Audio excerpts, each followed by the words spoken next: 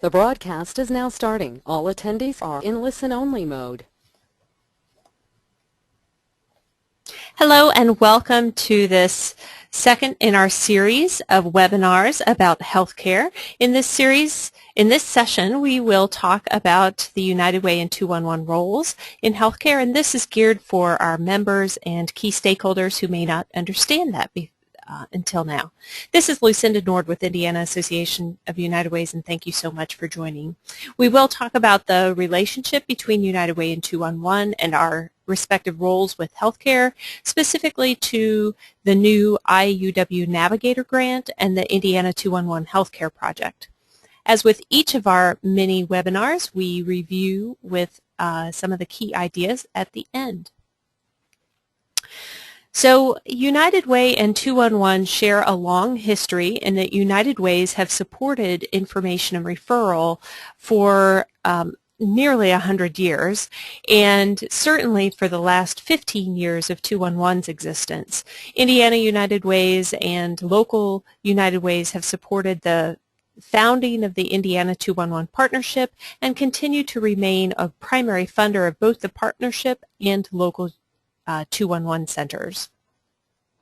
From a United Way perspective, we have been very involved in health in a variety of ways. First, you are probably most familiar with the way that United Way support agencies and programs throughout the state. You may not be as aware of some of the health initiatives that United Ways are engaging in currently.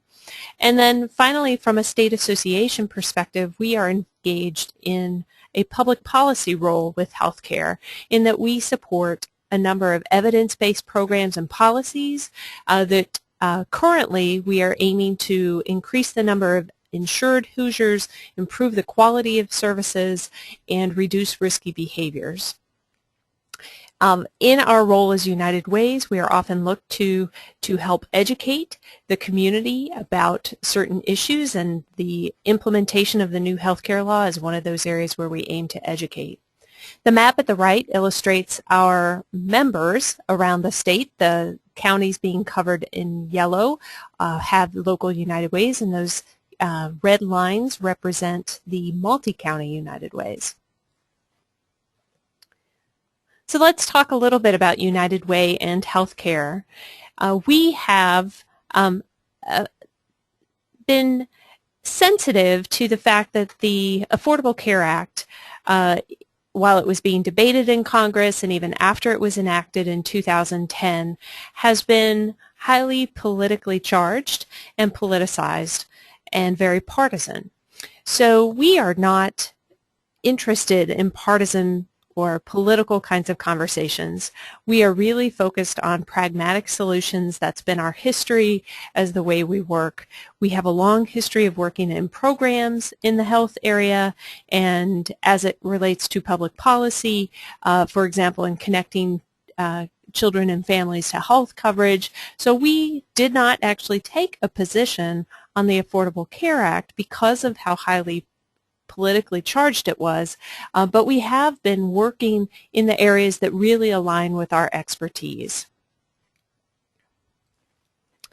You may be familiar with the fact that many United Ways and 211 systems and centers across the country are engaged in some of the Navigator grants from the federal government, and you can see that Indiana was one of those listed as a federal Navigator grantee.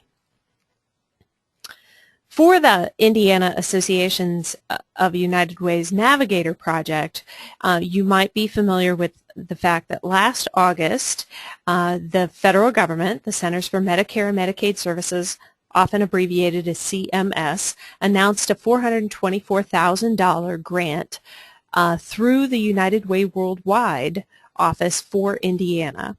We were actually part of a multi-state application through United Way Worldwide that included 47 entities across the country, and actually Indiana's portion was the only part of that grant that was funded.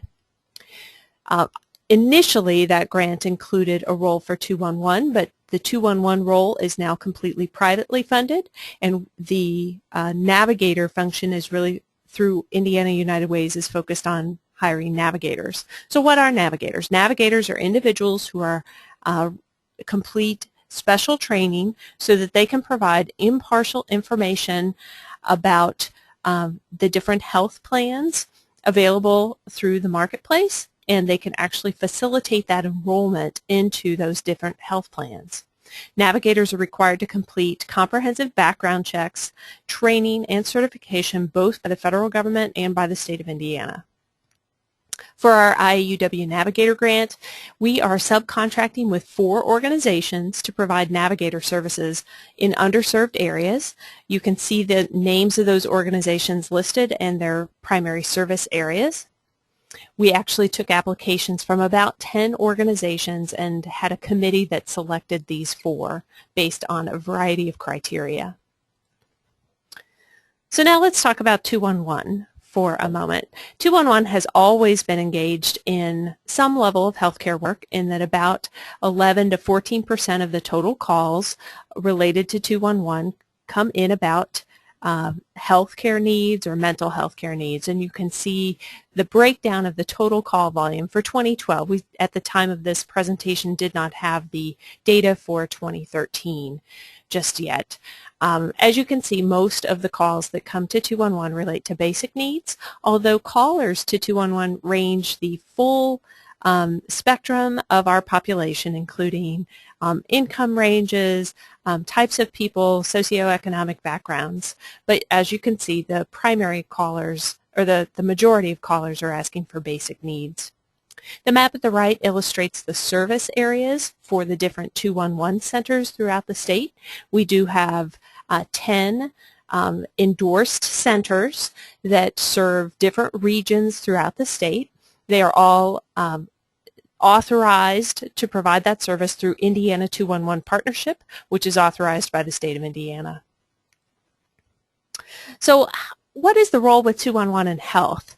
211 has always played a role in healthcare. As I mentioned earlier, about 12 to 14% of the total calls, or about 60,000 individuals in 2012, called asking for some type of help with healthcare or mental health needs. Additionally, there are individuals who go onto the websites and search for health information, including perhaps some of the more sensitive health issues, for example, in testing or treatment issues. 211s have been very engaged in a number of immunization or flu shot campaigns, and in fact even do appointment setting for some of those. And 211s have been in the role of preparing for and responding to both man-made and natural disasters, and lots of examples of those in recent years. There are some emerging roles for 211 across the country, and those are perhaps best described in a comprehensive way in the December 2012 issue of the American Journal for Preventive Medicine. The entire issue of that publication was dedicated to 211 and its role in healthcare. So we are seeing across the country some new and emerging roles. So for example, at the national level, we are engaged in a conversation with the Centers for Disease Control, or the CDC, about how 211 might play a role in preparing for and responding to pandemic situations. In many communities across the country, 211 is providing a pre-screening and referral role for specific health programs, including, in some states, the state's Medicaid program.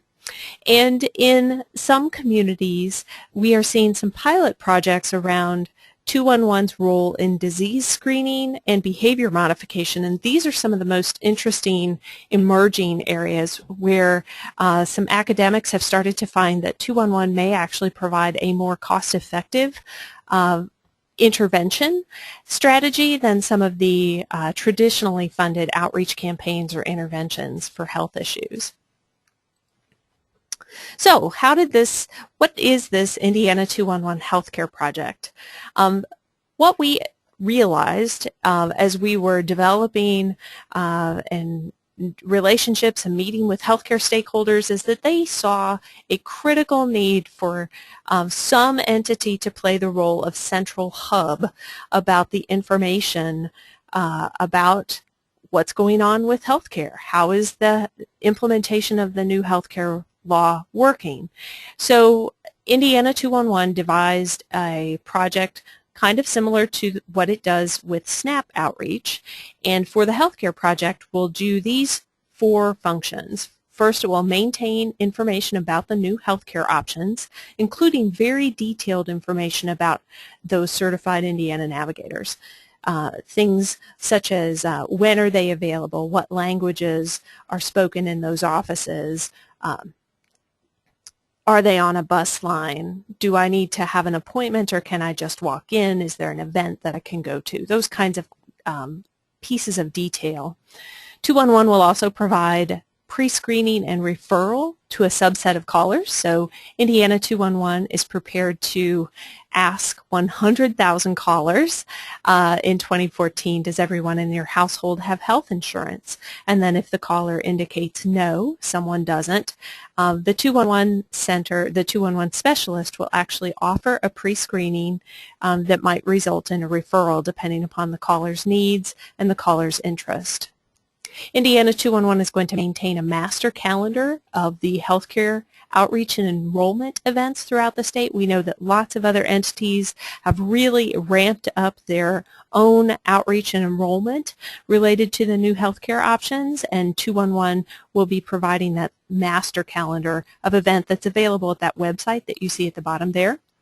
And lastly, 211 will provide regular reports to these healthcare stakeholders, trying to share a little bit about what are the resources, where are the needs coming from, are there gaps in the services, and what are the trends that we're observing as this is implemented. So for example, the map at the right was a first example of navigator capacity where you see navigator organizations that are willing to accept Indiana 211 referrals as of the 1st of January. And we see that that's growing, but that's just one example of the type of data that Indiana 211 will provide. So to wrap up, United Way and 211 have each played a role in healthcare over the years. United Ways have generally supported the programs and advocated for public policies that improve the health of Hoosiers. And Indiana 211 has provided that role in connecting people with needs to the various services, as well as providing detailed reports about the resources, the needs, and the gaps.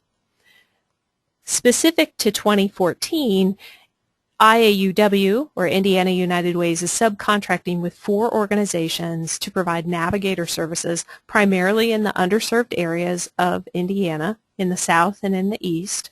And the Indiana 211 Healthcare Project is allowing Indiana 211 to serve as that sort of central hub for information about the navigator services, outreach and enrollment events, gaps and trends, and we'll be providing regular reports.